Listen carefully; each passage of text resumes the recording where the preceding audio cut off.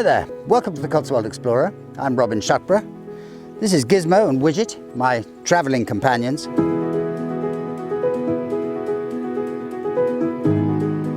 And welcome back to our series, Hidden Gems in the Cotswolds.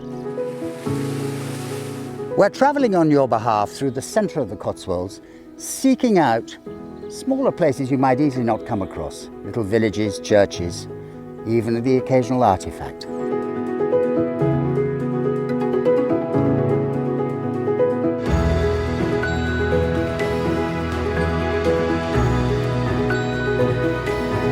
Come with us and let's go and find some wonderful Cotswold gems.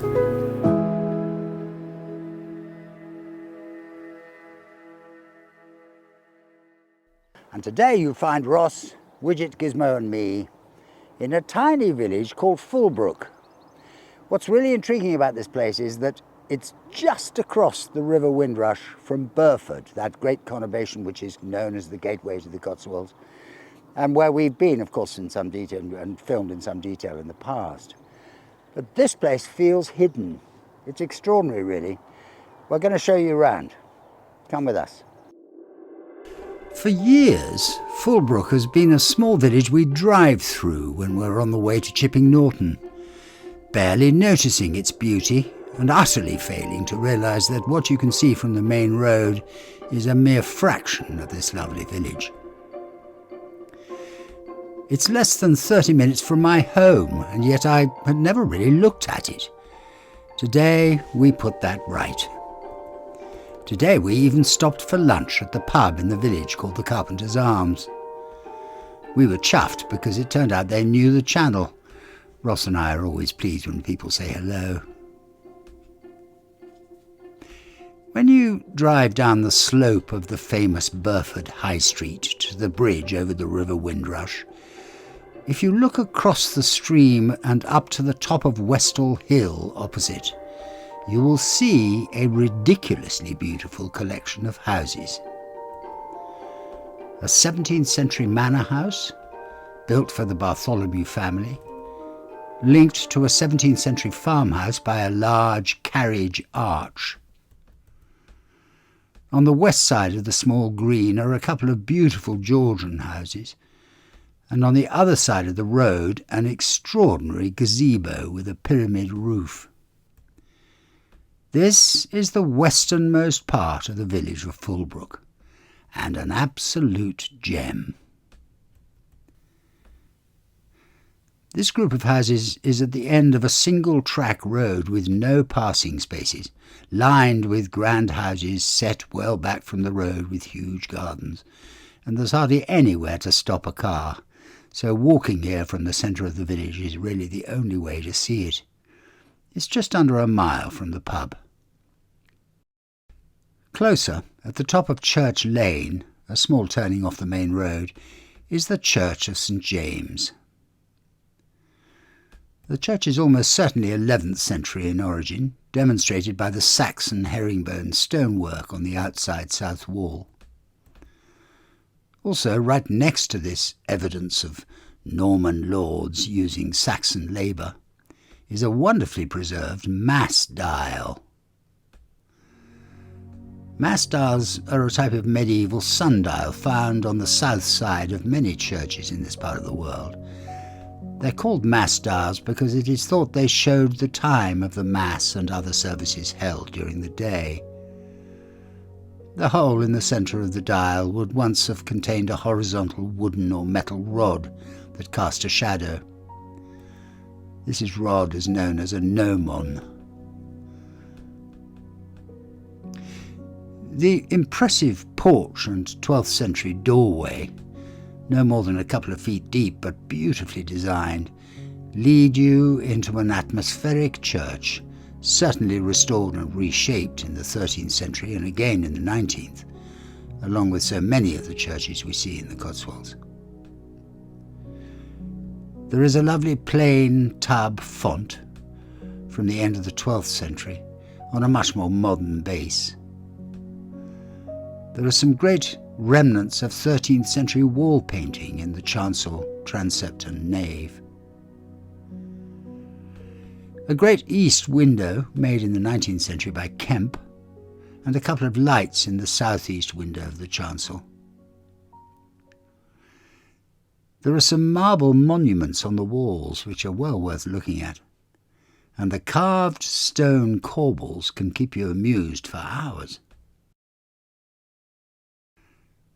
The churchyard contains some extremely ornate and beautiful chest tombs around the 1,000-year-old yew tree I mentioned earlier. The village has one rather more gruesome claim to fame. Some of you will remember around Halloween time we told you a story of the Dunstan brothers, notorious highwaymen who lived in Fullbrook in the 1770s and 80s. They were eventually caught and executed, and their bodies were returned to Fullbrook, where they were gibbeted on an old oak tree just north of the village as a discouragement to those considering a life of crime. It seems that the man charged with returning the bodies got so thirsty that he stopped for a drink at the George in Burford on the way. This happened to be the favourite drinking establishment of the brothers, and the story goes that their spirits stayed at the George, haunting it to this day. I hope you've enjoyed our little trip around Fullbrook. It's so beautiful. The red kites are circling in the sky. It's very unusual to find something so quiet and beautiful so close to home. I'm standing here in front of a 1,000-year-old yew tree of great beauty, an enormous girth, and I feel kind of centred here. It's a wonderful place. It's not easy to visit, it has to be said. The lanes are very narrow and you really have to walk it, so bear that in mind. But it is lovely. We're heading up the A424, northwest towards Stow-on-the-Wold, to visit a small but perfectly formed village called Wick, Rissington. It's the first of 3 Rissingtons we will see, and perhaps the prettiest. Now we're dodging the typical English April showers, and our 2 dogs are much too sensible to take that risk and are sitting in the car, minding their own business. But we're having a really interesting time. This is an unusual little village. It started out as a farm, nothing more than that. It's one of the reasons it's called Wick, and it sits underneath the hills, but not on a spring or on a river, which is very unusual for Cotswold villages. It's pretty, it's spread out. We're going to show you around. Come with me.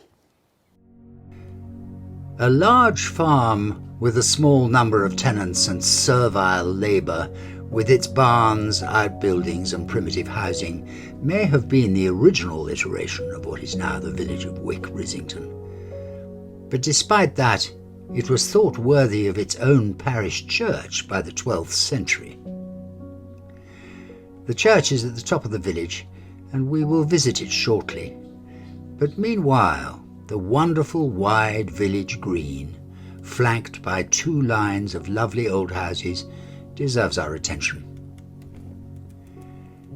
The single road cuts through the middle of the village and runs from the Fosse Way to the Barrington Road. It's so quiet that Ross and I were able to walk down the middle of the road all the way through the village. This was lucky actually, because there has been so much rain during the winter of 2023 and 4 that the green was extremely wet. The beautiful and increasingly rare village pond, right in the centre of the village, is clearly thriving, well maintained, and no doubt at the relevant moments full of ducks. Most of the houses in the village date from the 17th and 18th centuries, with a few additions from the 19th century. All the signs of classical Cotswold buildings are here. Most, if not all, the houses are roofed in either Cotswold stone tiles or occasionally in Welsh slate, and are built of what is called rubble Cotswold stone. This slightly derogatory-sounding description simply means uncut stone, differentiating it from the ashlar or cut stone from which the grand houses in the region tend to be built. Of course, it's all a matter of cost. As I mentioned earlier, the village has neither spring nor river in its close vicinity. So in the 19th century, a few houses had water piped from the springs above the village, and eventually, in the early 20th century, water was piped to a fountain tap on the green. But it wasn't until 1954 that mains water was finally provided. Truly, the Romans, all those hundreds of years ago, could have taught us much about providing water sources for the population. High up on the hill above the village is a large house built at the time of the enclosures in the early 18th century. The house, called Wick Hill House, has spectacular views over the valley to Bourton on the water, and is, when we visited it in early 24, in a state of considerable disrepair. There are, however, signs, albeit slightly half-hearted signs, of building activity, and there's a website that suggests the house is to be converted into a very upmarket hotel. This is undoubtedly something to keep an eye on. It may take a while, but could well be worth waiting for. And now to the church. As I have already mentioned, the first church built here was in the 12th century. The records show that it wasn't consecrated until 1269, when the Bishop of Worcester did the honours, dedicating it to St. Lawrence. Now, St. Lawrence was a Roman deacon under Pope Sixtus II, and 4 days after this pope was put to death, Lawrence and 4 other clerics suffered martyrdom, probably during the persecution of the Emperor Valerian. I have a soft spot for Lawrence, because the date of his feast day, no less, is my birthday, the 10th of August. The church is built of the aforementioned rubble with ashlar trimmings, and the extraordinary thickness of the tower walls, they're nearly 9 foot thick at the base, indicates an early church. It will certainly have started life as a single aisle with tower and chancel pretty much as they are now. In 1822, north and south transepts were added, amongst other minor alterations, and then in 1879 J.E.C. Cutts removed the transepts, restored the nave, raising its roof to the original steep pitch, helpfully marked on the east wall of the tower, and built the north aisle, providing a new north doorway. The east wall, with its stunning windows, gives a remarkable cathedral-like feel to this little church, into which the lovely detailed wooden reredos, dedicated to a local First World War winner of the Victoria Cross, fits wonderfully. The classic Norman tub-shaped font is a survivor. It was discovered having been buried in the churchyard for many decades, and was restored to its rightful place. And following on the trend of archaeological discovery, the 12 beautifully carved circular plaques on the chancel walls were discovered in 1890 at Wick Hill, and depict scenes from the life of Christ. The altar table stands on a stone slab that was once the top of a medieval altar, and was subsequently used as memorial floor slab. The tower has a 4-bell peal, and amazingly the organ has upon it a plaque recording that Gustav Holst, who died in 1934, played on it when he was parish organist here from 1892 to 93.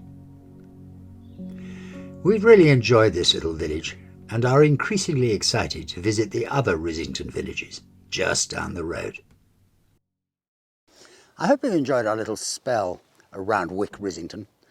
We've started with the smallest of the Rissington villages, and I'm glad we did. It's really very pretty here and peaceful. It's for visiting if you're just on your own or with your family, but not for tour groups. It's a sleepy place, but it's very, very pretty and typical Cotswolds. Little Rissington, our next destination, is only a couple of miles south of here and is definitely in two parts. We will be concentrating on the old village. Very strong RAF connections here. It's a beautiful place. We're going to show you around. Come with us. Once called Rissington Basset, the Gloucester village of Little Rissington sits on a brook called the Dickler, which eventually feeds the Windrush of which we've spoken so often. It is remarkably rural, unspoiled and quiet, considering it is within a stone's throw of the newest village in the Cotswolds, Upper Rissington. Upper Rissington has sprung up within the last few decades on the site of Little Rissington Airfield, built in the 1930s, just before the Second World War, which used to be home to the Royal Air Force's Central Flying School. The sound of low-flying aircraft has been part of the experience of living here for decades, and despite the change of uses for the aerodrome, it is still an area where drone flying is absolutely forbidden. So no drone sequences in this short film, I'm afraid. Walking down the lane that runs through Little Rissington, it feels as though nothing much has changed for centuries. Lovely local stone cottages with stone slate roofs.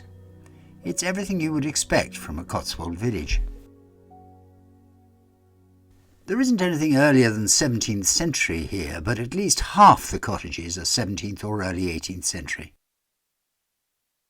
On a couple of the lanes you'll pass lovely well heads, dated 1874 and 5, and it is on record that despite the proximity, or maybe because of the proximity, of several natural springs, there was no adequate supply of piped water in the village in the early 1940s. It wasn't until 1954 that mains, water and drainage arrived in the village, by which time even electricity had been available from 1939. At the bottom of the street, two lovely cottages, Porch Cottage, whose porch was sadly destroyed in the 1950s, and Wisteria Cottage flank a converted 17th century dovecote, where you can still see the ledges for the birds. On this corner is the old rectory, a substantial house enlarged in 1812 when it was given a castellated wing which can be seen from the church. Now the church sits in splendour on the other side of the brook, which at this stage in its life runs through a small ravine. The path to the church takes you across this ravine over a little footbridge and up to the church of St. Peter. The first thing you notice when you reach the church is how immaculately the churchyard is kept and maintained. Then you notice the lines of uniform gravestones for the service personnel from the village who have died in service, with the imposing monument with a sword cross motif that sits amongst them, and you understand the continued attention this cemetery receives. You'll also notice the short and narrow west tower, which is of two stages, well buttressed on the northwest side, and with an embattled top. The upper stage shows louvered lights through which the sound of the single bell, calling people to worship since it was made in 1767 by Thomas Ruddle, can be heard echoing throughout the valley. The 12th century church was built with chancel, nave, north aisle and a porch in the south wall. This old south porch was replaced in the late 19th century with a rather ugly, hard, rock-faced edifice, which is certainly not as attractive as the 12th century one would have been, but the original 12th century arch is still there to please you as you open the big, heavy oak door within it. The inside of the church has suffered the usual additions and alterations over the centuries, and is left a little plain for my taste, but it contains a good 15th century font with an unusually large bowl, a good stone pulpit from 1850 by Francis Niblet. There's a nice little stone stairway to nowhere which used to go to the rood loft, and a touching west window, which is an RAF memorial designed by J.A. Crombie and made by John Baker in 1983. Alongside the window are two framed posters remembering the people killed in the service of the RAF and the circumstances of their deaths. In Little Rissington, as with so many of the Cotswold villages, the armed services, particularly the RAF, feature strongly in its history, and it's an emotional business visiting. Standing in this churchyard, looking down onto the valley of Bourton on the water, it's hard to imagine a more peaceful place to be laid to rest. Now a little further south to Great Rissington, grandest of the three and clearly in the sights of the rich and famous. Now, of all the Rissington villages we've visited, this one, as its name implies, is the largest and busiest. We've found it on a spring day when everybody seems to be having something done to their house. It's really bustling and alive. We're going to show you around. Come with us. Having left the supposedly greatest till last, Great Rissington has a lot to live up to. Both Little Rissington and Wick Rissington were lovely, and we enjoyed our visits to both. It was a slight concern, therefore, when we drove into Great Rissington to discover the narrow streets filled with hard-working men and women digging up the roads and parking their vans outside the many houses here, having work done. However, our concern didn't last even as long as it took us to drive from one end of the village to the other, which isn't long at all. The truth is that this kind of work is generally a good thing. The houses are being maintained, that modern essential in life fibre broadband is being installed, and subject to just one proviso, it's all good. That proviso, however, is very difficult to assess in one visit. It's just that perhaps the houses in this lovely Cotswold village have all been recently sold to provide second homes for townies in search of peace and quiet. My concern about this isn't as fierce as some. The 18th century rectory next to the church is for sale at the moment for over £3 million, and it's pointless to imagine that anyone other than someone wealthy enough to spend the money necessary to refurbish this house will be buying it.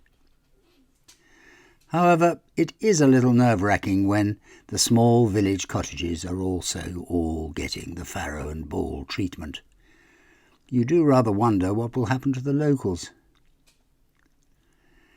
I suppose it's inevitable when the little lanes of this lovely village are lined with 18th century cottages, with an informal triangular village green at the top, with an excellent-looking ancient village pub called the Lamb, where it seems traditional English pub food is to be had. There is no food menu on their website, but they seem to have a great interest in wines, and by the look of the photographs, pies are the order of the day. The side lanes of this village clearly show how unspoiled it all is.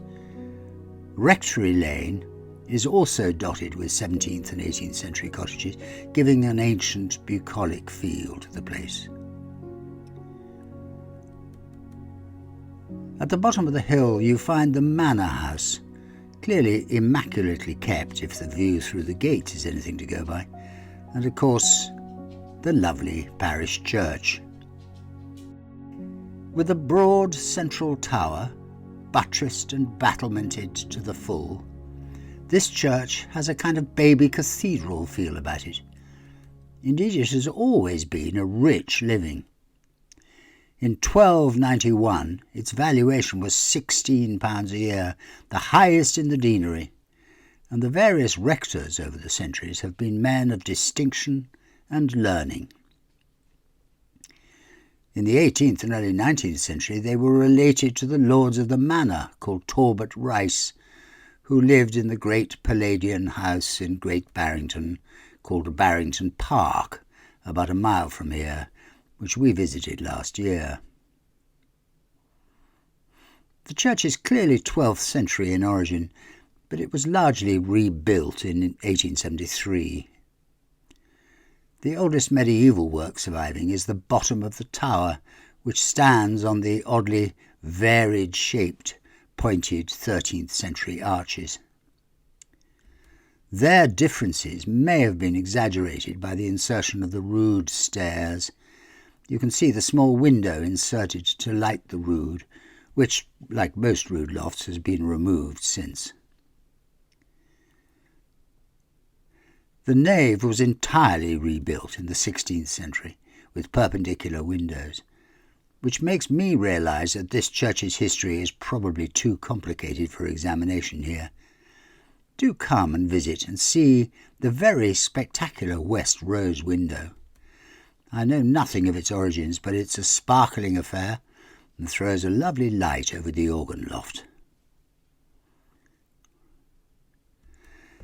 There is also a good deal of 20th century furniture, including the pulpit, desk and lectern, all carved by H. Martin & Co. in about 1940. The font is a restored 15th century example, and there is a fascinating sculpted panel in the porch, obviously relocated here at some point, which, whilst extremely dilapidated, shows the crucifixion above and below the Majesty. This village has one decidedly sad claim to fame. In the First World War, 5 brothers of the Souls family were all killed, leaving their mother, poor Mrs. Souls, childless. It is thought that the Souls family made one of the greatest sacrifices for their country of any family in England. Every Remembrance Sunday, the names of these brave villagers are read out in the church, and the congregation turns to their memorial and silently remembers them all.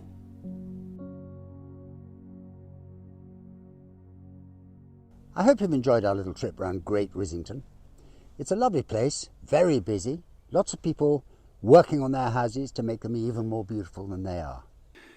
Our next visit is a few miles northeast of here, a village not named after a famous British Prime Minister. It's the thriving village of Churchill. Over the centuries, the village has had several names. Churchill, Churchill with an E, but by the middle of the 16th century it had settled on Churchill. We don't normally go to any great length to explain the weird names there are in the Cotswolds, but to avoid everyone leaping to the natural but inaccurate conclusion that it has something to do with Winston and his local family at Blenheim, it's worth just mentioning the name on this occasion. It probably derives from the Old English word circ, which means hill, and often refers to a burial place, the remains of several of which are to be found in the vicinity. This does strongly suggest that there was a settlement here in prehistoric times. The earliest settlement that we would recognise as a village was burned to the ground on the 30th of July 1684. All that is left are humps and bumps in the fields in the valley, but it is fascinating to look at, as you can see where the cottages were and where the village street lay. It seems the fire was started by the local baker, possibly trying to find a way to avoid the hearth tax. This was a tax familiar as far back as the Byzantine Empire, but introduced to England at the restoration of the monarchy in 1662 in order to help provide the enormous income Charles II was believed to need at the time. Needless to say, it caused some resentment. In the case of this village, it led to disaster, as the whole place was consumed by fire, leaving nothing standing but the church. The villagers rebuilt, on the hill above, from stone rather than wood, and despite several fires since, it has survived to tell the tale. All but the nave of the old church was demolished in the early 19th century and a new church built at the top of the hill, financed entirely by the lord of the manor, James Horton Langston, who owned the Sarsden estate, which at the time, indeed until the end of the First World War, included the village of Churchill.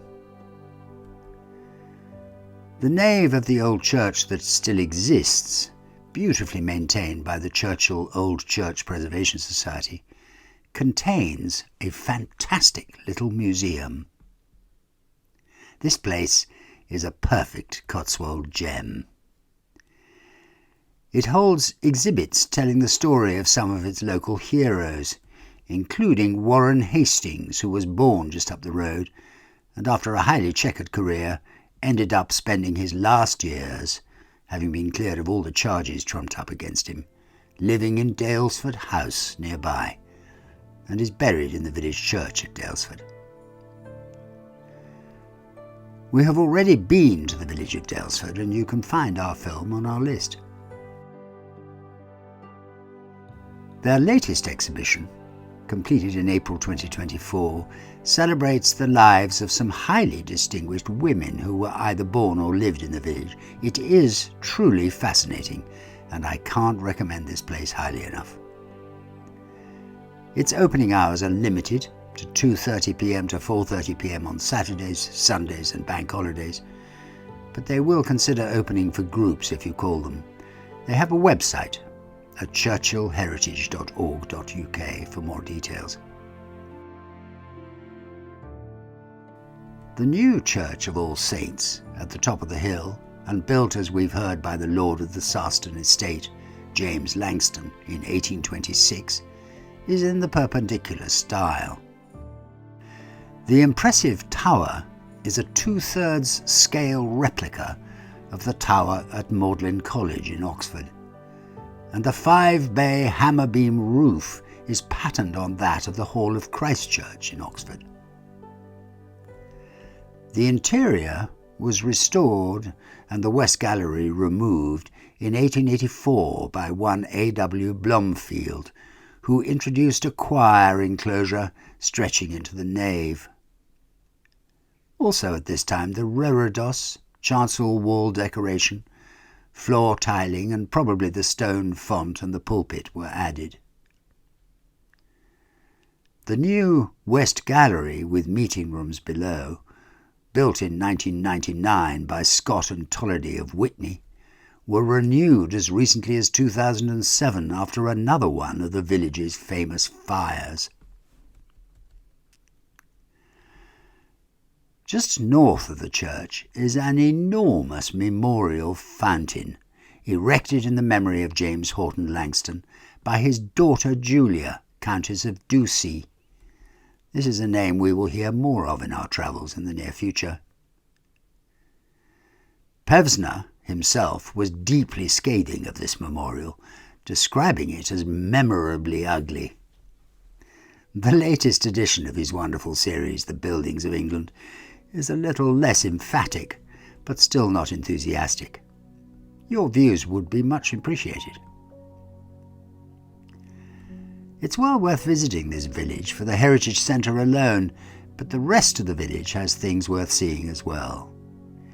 It also has a terrific pub opposite the new church called the Checkers, where great food and a warm welcome is to be found. From here, we're heading for a minute little hamlet called Clapton on the Hill, with a sweet little church, perfect for a spell of contemplation, on what is called the Monarch's Way. To find out what that is, listen on. Now, this is the sort of place you just wouldn't come unless you were walking. There is nowhere, literally nowhere, to leave a car, let alone a bus. But we're doing the travelling for you. We've brought you to this tiny place, amazingly atmospheric, and its minute little church.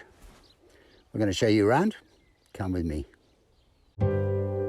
Not for the first time whilst exploring the tinier lanes of the Cotswolds, we've stumbled upon a beautiful little settlement that I, for one, had never, to my knowledge, heard about.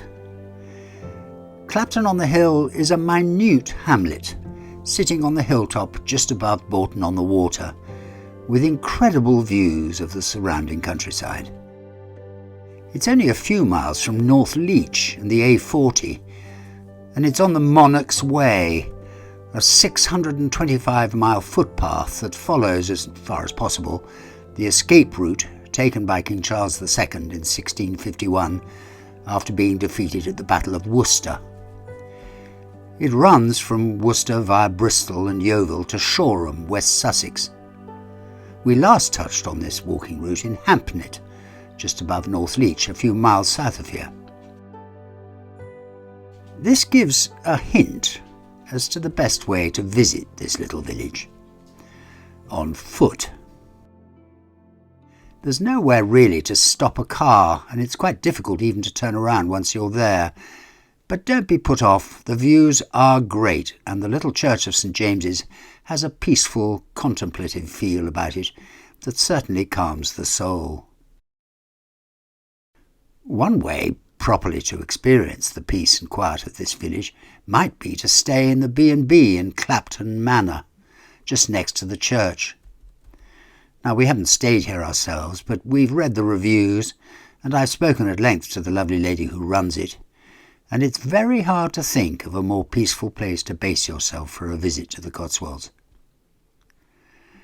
She has suggested, incidentally, that it would have been surly of Charles II not to have stopped for a glass of mead as he passed in 1651, and that therefore he probably did, which seems reasonable to me. The little church of St James is a chapelry of Bourton on the Water.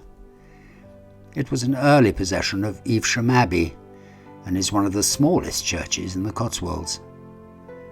But it's an active church, and clearly an integral part of the community of Clapton. Most of the building is 12th or 13th century, with major restoration from the 17th century. The bell is inscribed Henry Bagley, made in 1742, and was cleaned, rehung and rededicated in 1986, following the strengthening of the rather unusual campanile. The nave is just 30 foot by 13 and the chancel 15 by 11, so it's tiny, with a nice south porch. On the abacus, which is the square stone slab which supports the north respond of the chancel arch, is a two-line inscription in Lombardic lettering that reads, translated of course, "Whoever shall say 3 times devoutly a Pater and an Ave on his knees and in person, lo, there is a reward then and there of 1,000 days." An ambitious promise, perhaps from a slightly over-enthusiastic resident priest. The font is a traditional Norman tub, but its bottom has been shaved at some time to fit the later octagonal shaft. The latest addition to the church is a new window in the north chancel to commemorate the Queen's Diamond Jubilee. Engraved by Philip Lawson Johnson and installed in January 2012. The wrought iron gate to the church pathway was made by a local craftsman, Raymond Phillips, and there is a small garden for reflection just beside the gate, with terrific views over the Windrush Valley. It has a horseshoe entrance gate made by a villager, Peter Tissell, and given to the village by the local McBrain family. It's a lovely Cotswold gem, this village. Just tread lightly when you visit. I hope you've enjoyed our little trip around Clapton on the Hill. It is tiny, it's beautiful, it's very atmospheric, and you can imagine walking around here what life would have been like 150 years ago. It's so pretty, But as I said, it's an unusual place because it sits on this lovely hill surrounded by great views. Don't forget to subscribe to the channel.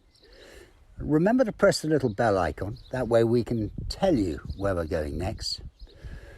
And we look forward to seeing you again very soon, somewhere else in the Cotswolds.